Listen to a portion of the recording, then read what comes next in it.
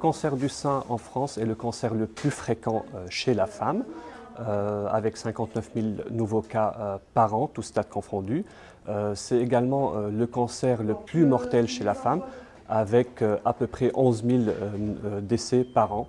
Cette tendance est heureusement à la baisse grâce aux nouvelles techniques de dépistage, de diagnostic et surtout grâce à l'amélioration des techniques de prise en charge thérapeutique. Quand on prend un cancer du sein à un stade précoce, la tumeur sera plus petite, elle sera donc moins agressive et surtout on aura des chances plus importantes de la guérir.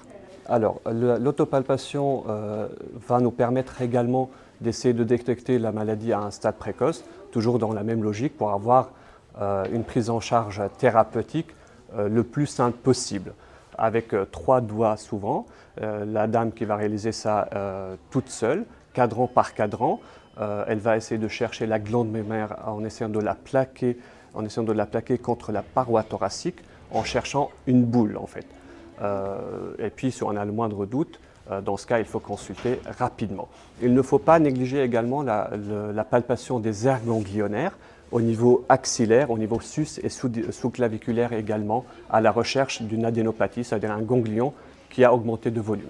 Une fois qu'on a le moindre doute sur une boule, une tumeur au niveau du sein, en général, le réflexe, c'est d'aller voir le médecin traitant qui peut déjà lancer les examens de débrouillage, notamment la mammographie, plus ou moins une échographie.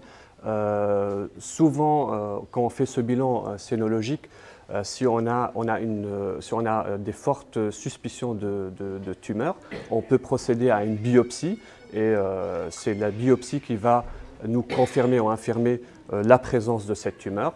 Si c'est le cas, les patients seront adressés en général vers un gynécologue spécialisé dans la prise en charge des cancers du sein. Les patients suite au traitement sont suivis sur le plan médical avant tout, sur le plan médico-chirurgical, avec un examen clinique au moins tous les 6 mois, un bilan sénologique dans le cadre de la prévention secondaire avec une mammographie et une échographie une fois par an.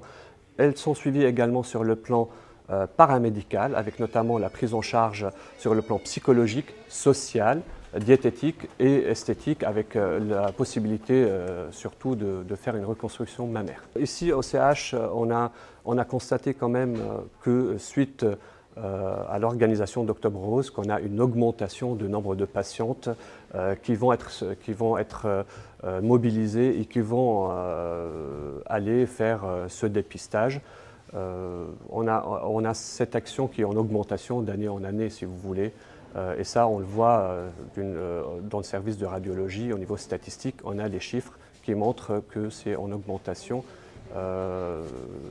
courant octobre et les mois et novembre surtout.